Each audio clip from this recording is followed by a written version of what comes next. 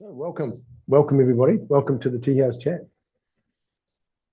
This is the December Christmas version. So we have a Christmas Teahouse chat today. The boys went and put the Christmas tree up and give it this holiday festive sort of feeling. So the topic for the day was about the harmony in the families at Christmas time, which is always a bit of a trick. Before that, I've got to pour you a cup of tea. Pour myself a cup of tea. We have a Teahouse chat, we better have a cup of tea, so we better do that. There we go. And there's your cup. And cheers, everybody. Very good. Cheers.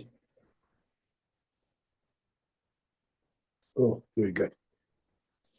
Yeah, so the chat's about harmony at Christmas time. So there was a couple for our mail out people for Forest Rock Qi Gong. I did a mail out for Christmas as well about sometimes it can be a difficult time. It can be a time of quite a stressful time for some people. It can be stressful for lots of different reasons. It can be financially stressful for people because it's a funny time of the year. Hello, Judy. Welcome to the Teahouse chat. And so there's all sorts of reasons why Christmas can be a good thing, or sometimes it can be a bit tough. Yep. And so there's no right or wrong with what it is. It just is what it is.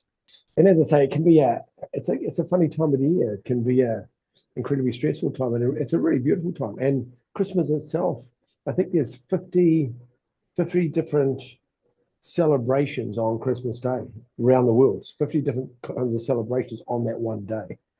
And primarily, of course, for the most of the Eastern world, or the West, not the Eastern world, but the Western world, was about the birth of Jesus Christ, which was symbolic on that day. And they're not too sure whether that's the correct right day because it's the wrong season to be in the manger, but it's right because historically King Constantine, I don't know if you can hear the thunderstorm we're having right now, it's fantastic. In Bali, they have this amazing thunderstorms where it just rocks. And if we get a big one, you'll be able to hear it, and then you hear the crack after it. So I quite like them because it's about the power of nature. It's quite cool. Yeah, so symbolically was about that. It was about the birth of Jesus Christ. And as I say, King Constantine changed the day because all the pagans were having holidays for one days and the Christians were having holidays on different days. And so to try and unify that, he put them all on the same day. So all the pagan festivals are on the same day as Christmas. And the Christmas day is on Christmas too, so they have one holiday. They did the same thing with Easter. Easter is the god of the fertility, the pagan fertility festival. That's what the Easter eggs are all about. And so they put the birth and death of Jesus Christ on the same weekend, so they'd only take so many days off work. It's historic. I think it's fascinating. Anyway, so back to the Christmas. So Christmas is an interesting time. And so it's a time where historically we get our families come together and we have time together as a unity as our families. But sometimes our families, there can be a bit of agitation in the families, and we don't necessarily always get on with our brothers and sisters and our mums and dads. So sometimes going back to Christmas time could be quite stressful. And I know this, and I've known it in my own family as well. And we're talking about that, and about somebody asked me, well, how do you get through that? How do you have a harmonious relationship when you're going to have Christmas with your parents and your brothers and sisters, and you don't really get on, and you usually fight? It's a bit of a trick. So what I talked about to this person was about having no expectations that somebody's different to who they really are. Having no expectations that your brother, your sister, your mother and father are any different to exactly who they are. And having the acceptance of that and not having expectations that they should be something else. Whatever they are, whatever they show up, they're different characters to you, they're different personalities to you.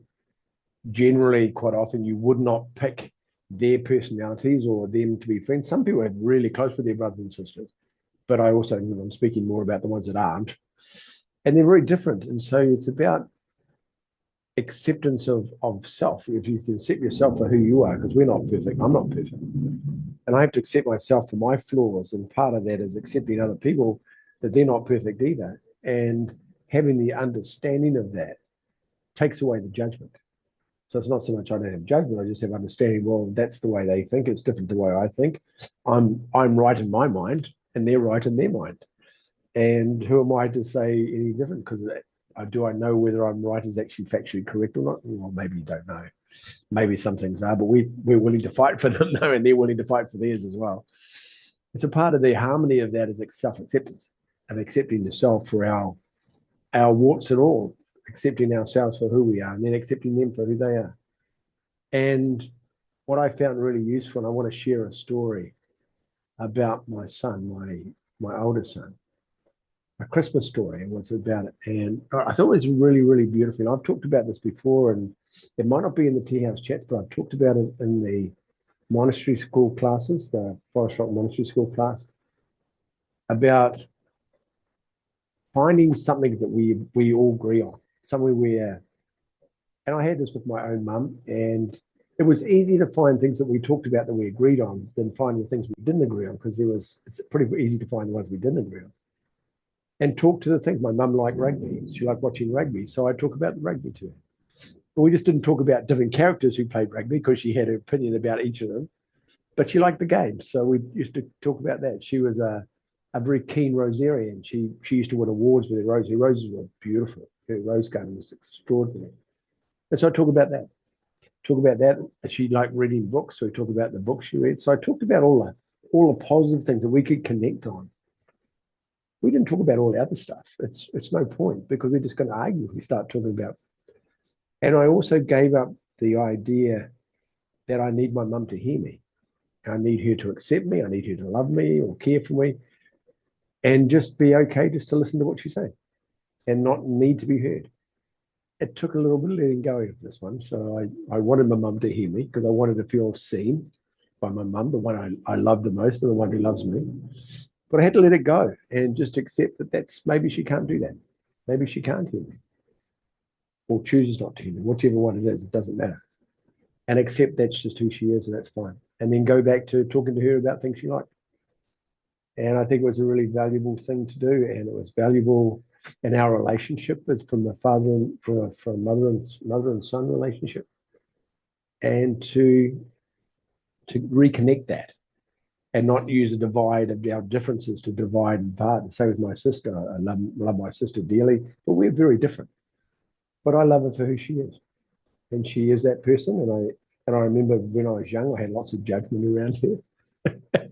And I remember having a conversation with her one day in Auckland, New Zealand, and told her how much I respected and cared for her. She's had a tough life. She's had to look after somebody that's taken up pretty much her whole life. And how much I respect and honor her for that. And so we ran into a place where we can sit together in some sort of harmony. We're really different people. We have different beliefs. We have different what we do in life. And I think it's really useful. So the thing I want to share is the story. I'll share the story. It's a short story about my son. He would have been 17 at the time. And we went to our uncle, his uncle's place and I was divorced from his mum. But I used to still go to the family Christmas party because I was invited to that, because I had a lot of Christmases with them for a long time. So I was part of that family unit for a long time. So even though we'd broken up with his mum, but his mum and I still talk now. We still get on now. So I used to get an invitation to the Christmas party. I remember sitting there one day, and I think he would have been 17, might have been young. Yeah, I think he was 17. And he was sitting beside me on the couch. And one of the uncles was a little bit negative. I say this with lots of polite and care and understanding, just a little bit negative. And he'd moan a little bit about things that were wrong in the world. And my son was living with me at the time, man. It was just him and I. And I know what he's like. I know what he's like. And they were saying to my son, I said, so what kind of job you got? And he says, oh, well, I got this job. I said, oh, you should get an apprenticeship and you should do this. You get, $2 an hour more if you do this and this. And my son's sitting there, yeah, but I'm going to be an entrepreneur. I'm just going to make millions because I'm clever. You can't just think like that. You've got to work hard. And so my son had read the book Rich Dad, Poor Dad from John Kiyosaki. So he understood this principle of money, that you can create anything you want. And so he was a clever kid. And so he was the wrong person to say things like that to you, or want to challenge you.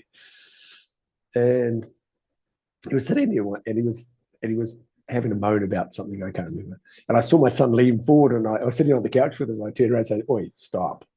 Because I saw what he was going to do. And he said, stop, leave him alone. Because he wanted to challenge him on the stories. And he sat there for a while, and it went on a little while, and then he couldn't stop himself. And he said, Uncle, I won't use his name, but he said, Uncle, I hear you got a new motorcycle. And the uncle said, oh, yeah, I have. And he says, that must be fantastic. He said, oh, it's pretty good. And my son said to him, he said, is it here? Because we're actually at their place. He said, is it in the garage? And he goes, yeah, it's in the garage. I said, and my son said, can I have a look at it? And I go, sure. And the uncle goes, oh, yeah, okay. So he goes outside and he shows him the bike. We all go out. I go out to look at it because I love motorcycles too. So, and he shows him the bike, and my son said that I just was riding. Well, I was mainly looking after my son, so I didn't have a go at him. And my son said, he says, God, could you sit on it for me? And so I go, all right then. So he got on the bike. As soon as he got on the bike, his whole demeanor changed. He smiled. He just lit him up because he was on something he really loved. And my son said, God, you look so good on that bike. And the old guy said, yeah, I love my bike. He just changed everything. And it was just a beautiful thing to see. And he said, oh, you must love riding that. And he said, oh, yeah. I said, go out every weekend? He said, yeah. We go out most times with my mates and go. And he was talking about the passion of his. And he just lit him up. And I walked back inside, looking at my son, where'd you get that from? Walked back inside, I'm sitting down. And as the day wore on, then Gary was, the person was happy. And because he was still talking about something. And then slowly he started to morph into a bit of the negative comments again. And my son, right on cue, said, so Gary, and I was looking at my son, leave alone, and he said, so when's the next time you're going to go for a ride on your bike?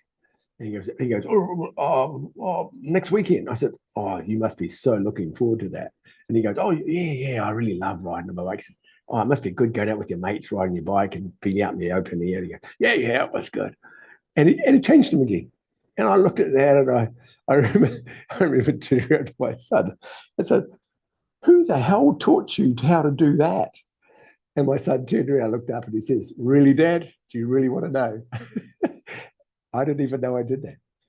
But it was such a beautiful example of how you can change the situation by focusing on something positive the person does and talk about something that they're really passionate about, and not buy into negative. Because when somebody said, you can start having your own negative comments about their negative comments and just compound each other. But what he did was a beautiful thing, how he just turned it around. And I've said this to a few people because it's such a beautiful example of changing the mental state of somebody just by talking about something. I've seen Tony Robbins do it to an extreme, a whole nother level, where he can just interrupt. He interrupts the person's moaning about something and then ask him something totally different. And the guy it was like he caught him off guard. And it was just really beautiful to watch. And then I watched my son doing the same thing. And so I think there's a lesson in there. It's about looking at the positives of any situation and the positive of everybody. Everybody has a passion about something. I wouldn't say everybody because I don't know everybody. People that I know, they have a passion. And there's always somewhere in the night that you can talk to where they just do something they like. It can be anything. It doesn't have to be a earth-changing, world-changing thing that they're doing to save the world. It could be something simple. They might be making music, but they don't even want to sing in public. They might like painting or drawing. They might like shopping. They love fashion, whatever. It doesn't matter, but they really like that. And just by speaking to that, it brings them to whatever they do. No judgment on what it is. It's just something they're passionate around. And I think that's a really lovely way inside families where you can connect where you find what you can talk about, not what you don't want to talk about. Talk about the things you connect. And I say that when somebody asked me about this, I said that's the way I found it. The easiest way is to find common ground where you both can have a laugh and you can laugh about things and talk about when you were young and things that happened were really funny when you were young and talk about that and just keep away from the other stuff. There's a lot of disharmony in the world, a lot of unhappiness. And I think it's nice just to focus on what's right at that time and being with your family. I mean, like them or not like them, they're still your family. They're still blood relations of yours. And in some way, the spiritual belief is that you pick them anyway. Whether it's true or not, it's up to you whether you believe that. But if you pick them, then there's a learning from them for you. There's part of your own development and self-growth as a human being to be able to get past any judgment of this and just have acceptance. I think it's really useful anyway. So that's enough of me going on a bit about Christmas, and Merry Christmas to everybody, by the way, and Happy New Year. So is there any questions anybody want to ask me about this or their own experiences? I love people sharing their own experiences of this as well. If you have, you have a little comment react sign down. It's got a little hand. You can put your hand, push the button, and I can see your name. So you can say hello if you'd like to say something. You're very welcome. I'll have a cup of tea.